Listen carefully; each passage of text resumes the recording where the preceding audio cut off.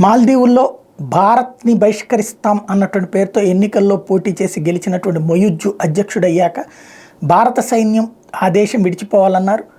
అలాగే మిలిటరీ యూనిఫామ్లో లేకుండా కావాలంటే మామూలు వాళ్ళని పంపిస్తే వాళ్ళని కూడా వెనక్కి పంపించేశారు. ప్రస్తుతం చైనాతో ఒక ఒప్పందం చేసుకున్నారు. మాల్దీవుల సైన్యానికి చైనా ఇకపైన శిక్షణ ఇవ్వబోతోంది. అదే సందర్భంలో అక్కడ ఉన్నటువంటి కీలకమైనటువంటి వ్యవహారాల పర్యవేక్షణలో మాత్రం అంటే టెక్నాలజికల్ సపోర్టింగ్ విషయంలో అవుట్సోర్సింగ్కు వరకు భారతీయుల్ని వాడుకుంటారట. టోటల్గా మాత్రం చైనాకే అప్పచెప్తారట. అంటే నిర్వహణ అంతా చైనాకి అప్పచెప్పి కింద సిబ్బంది కావాలంటే భారత్ తోళ్ళు ఉండొచ్చంట. ఇది మాల్దీవుల తాజా వ్యవహార శైలి.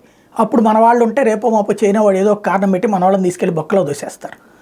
కాబట్టి ఇక మాల్దీవులతో మనం ఎంత దూరంగా ఉంటే అంత బెటరు. దానికి బదులు మన లక్షద్వీప్ని ఎంత డెవలప్ చేసుకుంటే అంత బెటరు.